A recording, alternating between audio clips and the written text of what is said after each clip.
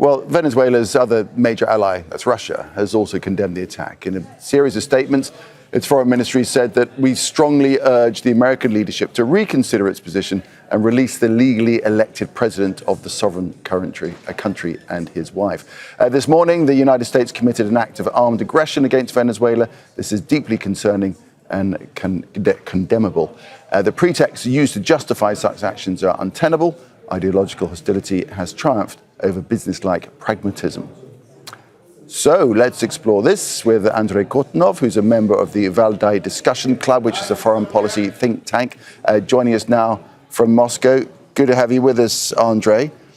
So Russia, like China, has been highly critical of this attack, as we've just heard, and Venezuela is Russia's most important ally in Latin America. So how is Moscow, you think, considering its position here, given events? Well, I think that if you take the immediate reaction from Moscow, Russia is likely to align with China in raising this issue to the United Nations Security Council and to other multilateral bodies, which might represent a kind of united front against what is perceived as the U.S. aggression. But in practical terms, of course, it's very hard to imagine that Russia can take any military action. Right now, it's probably too late to support Maduro, since Venezuela is quote-unquote lost. The question is whether we are witnessing just a surgical operation to take out the Venezuelan president, or it's about a more fundamental regime change in Venezuela. But I think that this incident, this unfortunate development, will motivate Russia to build stronger ties with its traditional partners in Latin America, namely countries like Cuba and Venezuela, but also larger nations like Mexico and Brazil, to consolidate multilateral arrangements like BRICS, maybe to appeal to G20 and to other bodies. Otherwise, I think what happens in Venezuela fits into the very general view in Moscow that right now we see a very clear decay of international law, and unfortunately right now might makes right. Okay. Interesting that you mentioned Cuba and this whole sort of recalibration of relations with Venezuela, because in his press conference on Saturday, Trump added Cuba to the list of countries in his sights, suggesting it was very similar to Venezuela in the sense that we want to help the people in Cuba. So given what you've said, how will Russia perceive that?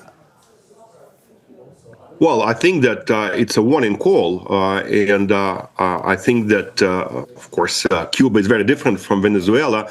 Cuba is around for more than 60 years as a kind of traditional opponent of the United States in Latin America, and the United States didn't manage to do anything with Cuba. So I can imagine that the Cuban regime is much more robust and much more stable than that in Venezuela.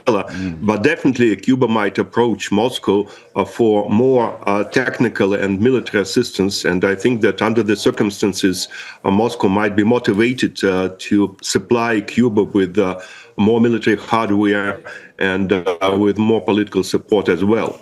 Andrey, amongst the comments that the Russian Foreign Ministry released, there was this saying that Venezuela must be guaranteed the right to determine its own future without destructive external interference, particularly of a military nature. As you will know, there is a view out there that this is a principle that Russia does not follow in Ukraine. What do you say to those critics of Russia? I think that in the Kremlin, they definitely make a distinction between Ukraine and Venezuela. From the Russian leadership point of view, Ukraine has never been fully independent. It has always been a tool in the capable hands of Western powers, unlike Venezuela. And I can imagine that this view is not shared by many in the West, but that is something that they would probably emphasize here in Moscow. If Donald Trump is arguing that Venezuela is in the US sphere of influence, does that give more heft to President Putin's view that Ukraine is in its geopolitical shadow, so he has every right to wage war in Ukraine? And then down the line, what impact will all this have on the negotiations for peace? Well, it now depends on whether we see a change in the Trump's position on negotiations. He mentioned in his press conference that he was not particularly happy with President Putin, and that we should move ahead much faster on the issue of peace settlement. However, I think both sides, the Russian side and the Ukrainian side, are not particularly enthusiastic about an early settlement because their positions are so different and they are not getting any closer.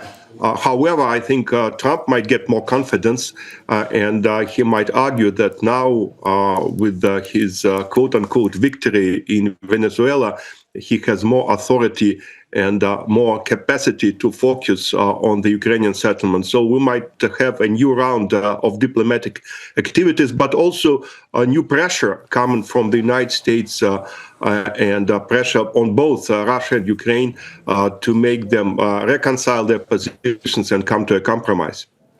Thanks for joining us, Andrey. Good to get your perspective. That's Andrey Kortunov joining us from Moscow. Thanks a lot. Don't miss out. Get the full picture. Subscribe to Al Jazeera for reliable news and expert insights. Like, share, stay ahead.